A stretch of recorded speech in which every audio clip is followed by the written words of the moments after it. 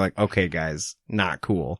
And how the snitch used to be a bird, but now it's a ball because they learned that they shouldn't be fucking with animals like that. And here the Weasley twins are blowing up salamanders. Yeah, like, I mean, okay, yeah. No, 100%, you're right. That's all I wanted to hear. Now, wait. You know what I think we need to make us feel a little bit better after that sad animal cruelty scene? What's that, JD? A beer break. Yeah. You know what? I'm 100% with you there. And actually, I'm really, really excited to tell you all about the beer we're drinking tonight. Tonight, we are drinking Nitro Chocolate Peanut Butter. Mm-hmm. And it's from Elk Brewing. That's right here in Grand Rapids. And it is fan-fucking-tastic. On top of it, not only being peanut butter and chocolate, it was free. Yep. Jade got me a certificate for a free growler fill.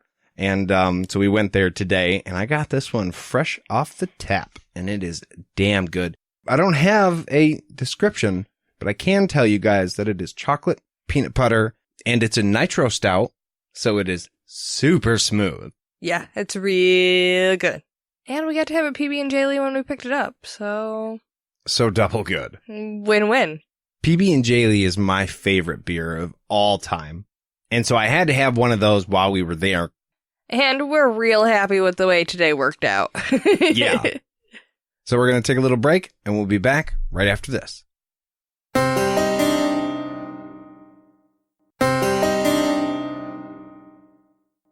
And we're back. And Harry is starting to get some cold feet about going to this party. Ha.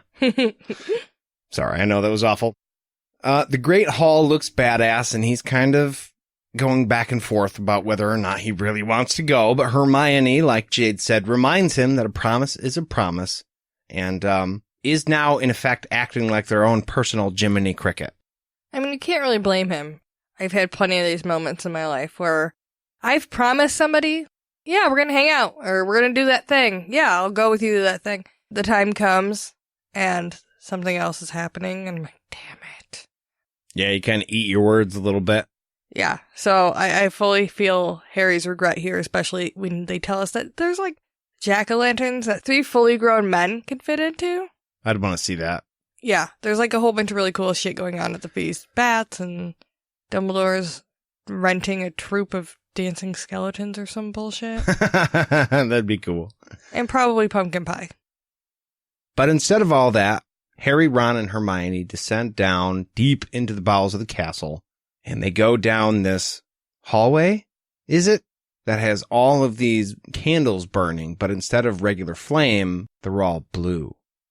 Yeah, it's like a weird, I kind of pictured it as a ramp going down.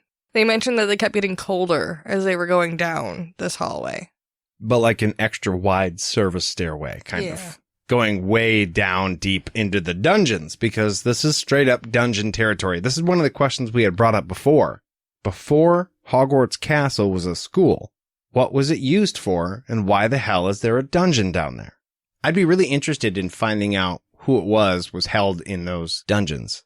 Right, were they just like crimes against the motherfuckers who lived in the castle, or what? Maybe the cells have some extra special magic ability for, holding a wizard in there.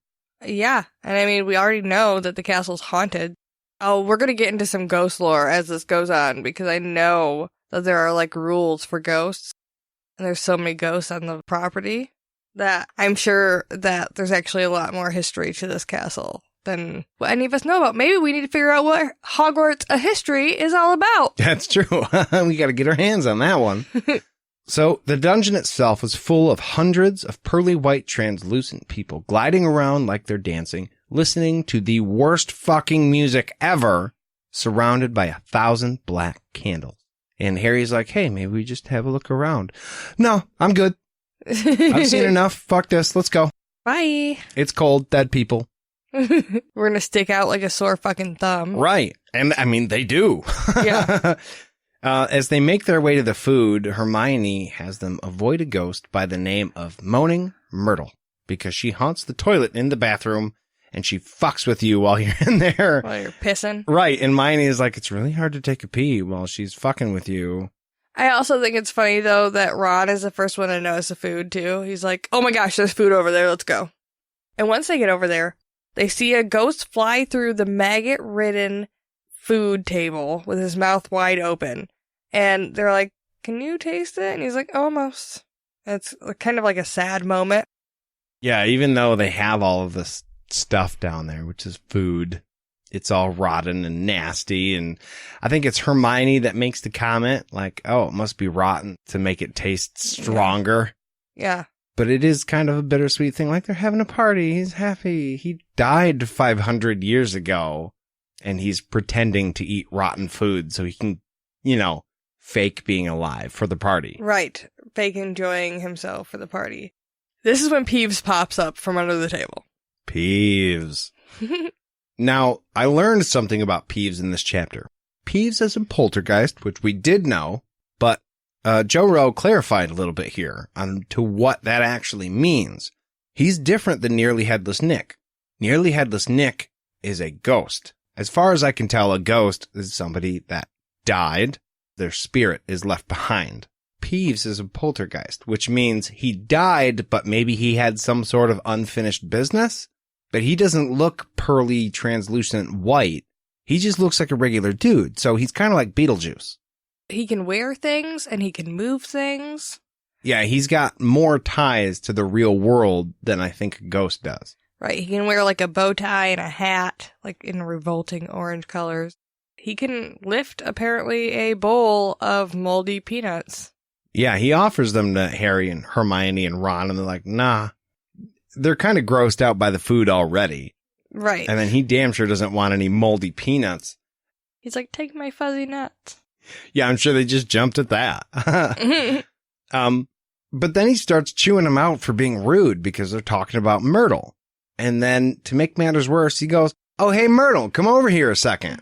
Oi, Myrtle! And Hermione tries to lie and say she was just commenting about how good she looked tonight. But Myrtle doesn't buy it. Nope. She bursts into tears and she leaves. And then Peeves chases her out of the room and throws fucking peanuts at her. I love Peeves. I know it's like a love-hate thing, but I love him. I wish he would have been in the movies. I heard that a lot of the reason he got removed is because he was so funny. Which is a real shame. I like Peeves because he fucks with everybody. And everybody gets it just the same. Teachers, students, ghosts. He doesn't care. And I feel like if the actors had a hard time keeping their shit together when this guy was acting for the movie, then it really was a loss cutting his parts because I feel like they would have been fucking hilarious. Yeah, he probably was the right dude for the job. And the movies are great, don't get me wrong, but there are a lot of points where they go for something funny, and instead of bust your gut laughing, it's like, okay. Yeah, they really could have used a little levity in the books, and I feel like the couple times that you do see Peeves, he definitely lifts the mood when you don't have a lot of that in those later books. At this point, Nick was about to start his speech, and just as he's about to go tell everybody to quiet down, get ready for it, Sir Patrick shows up with his head underneath his arm, and he's blowing his hunting horn, and then lifts his head up above the crowd so he can find his way to Nick. Okay, I have a question. He kind of steals this entrance a little bit, but when he blows the horn, if his head is not attached to his body, come on, how is he? Okay. Where's the air coming from? It's just something I read and went, wow. No. Well, no. Right. But he's a ghost, so the same rules probably don't apply. As you've told me a lot, magic and physics aren't always the best of friends. Because magic! Yay! Because magic, guys. Shut up, because magic. And then he has his head fall off, and when Nick doesn't laugh, but everybody else in the room laughs, he's like, oh, he's just mad they won't let him into the headless hut. I mean, at this point, I would probably be like, no, I'm kind of mad that you just barged into my party late, making a big scene. Stealing my thunder, motherfucker. Stealing my thunder, being a douchebag, but whatever. Nick tries to take the attention back and start doing his speech, but they steal the attention yet again by starting a game of headless hockey, in the middle of the fucking dance floor. Patrick's head flies right by Nick while he's doing his speech. Right. And it's like, if you were some of the hundreds of people that were there for Nick's party, wouldn't you be like, hey, shut the fuck up so I can hear his speech? I feel like these people, at least some of them, are his friends. Yeah, they're here for Nick. Who have potentially been around for Nick's entire death or close to it. So they've probably been to a lot of his parties, or maybe they haven't. And I don't know. I think that you're absolutely right. If it's somebody you care about and you're at their 500th anything, you're probably going to be like, shut the fuck up. It's his moment. Yeah, somebody would stick up for him. Or none of them deserve to be eating his rotten food. Right. To be pretending to eat his rotten food. Tasting it. But Harry, Ron, and Hermione have enough at this point. I feel like they are sufficiently freaked out and they don't know how to handle the situation. So they pull a good old Irish goodbye. Yeah, and they're cold and hungry. And honestly, I feel like it doesn't matter at this point whether or not they got to say goodbye to Nick or not, because they had every right to look at him and be like, bro, cold, not suitable for a human. Also, you don't even have nuts and pretzels out. Everything is moldy. Fuck off, we're going to the feast? You inconsiderate host. I mean, Nick's a ghost, obviously, but he understands that, like, 12-year-olds can't survive on, like, maggot-ridden roast beef. Right. Humans can't eat that. As they make their way out of the party, Harry hears the voice again. And I hated this. Especially listening to the audible. Yeah. It is the worst. I'm going to make another comment for Jim Dale, the narrator of this audiobook. He does a fantastic job with this weird, creepy voice because I hate the way that it sounds. I can't do it. I won't do it. Jade will hate me for doing it.